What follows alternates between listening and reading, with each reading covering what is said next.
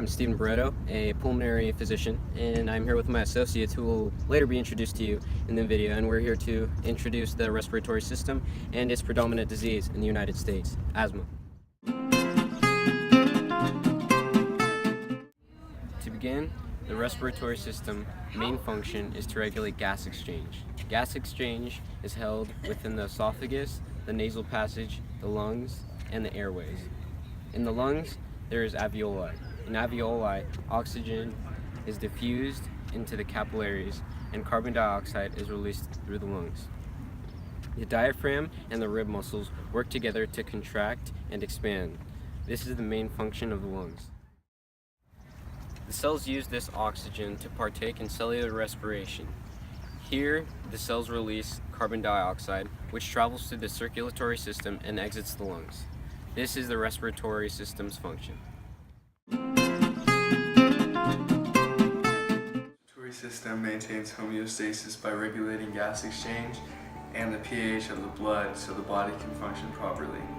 Oxygen is taken throughout the body, and this is needed because cells cannot live without oxygen since they need to carry out cellular respiration to make energy or ATP. Carbon dioxide, or CO2, is a waste product from cellular respiration, and the body must expel or exterminate it in order to maintain homeostasis. When the blood has high CO2 levels, the blood pH decreases and chemoreceptors in the pons and medulla oblongata regions of the brain send out nerve impulses to stimulate the diaphragm and rib muscles. The stimulation increases the respiratory rate and tidal volume in the lungs to increase CO2 excretion by exhalation. The CO2 levels decrease and the blood pH returns to normal.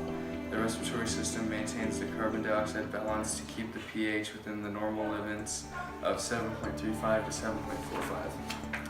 But what happens if homeostasis fails? If homeostasis in the respiratory system fails, then gas exchange will slow down, resulting in less oxygen inhaled in the body and less carbon dioxide exhaled from the body. This means that the blood oxygen concentration will be lower and the carbon dioxide concentration will be higher. Carbon dioxide is a waste product that the body must release in order to maintain stable levels of carbon dioxide that aren't toxic and to keep from having any problematic issues. At improper pH levels, proteins can have detrimental structural damage, and cells and enzymes will not be able to function at low pH levels.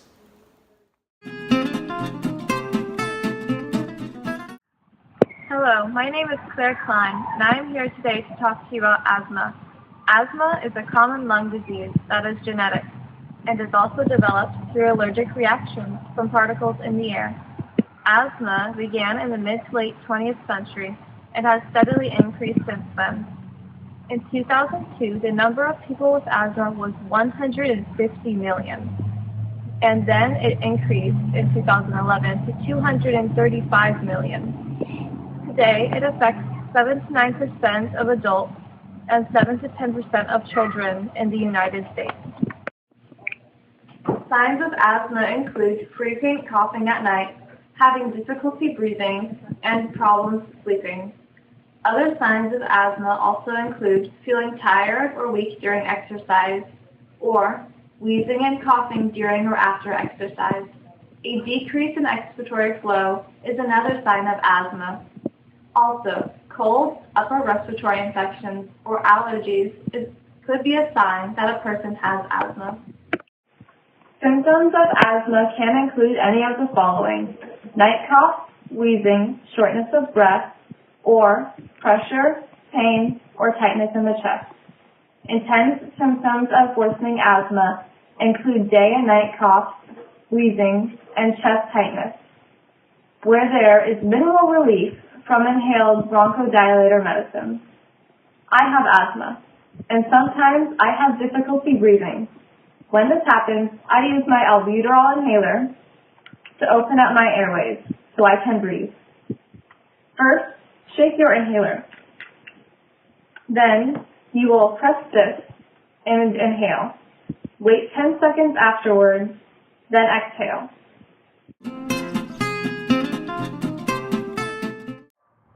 Up here. Hi, I'm Nick Watson, and I'll be telling you how to prevent asthma attacks.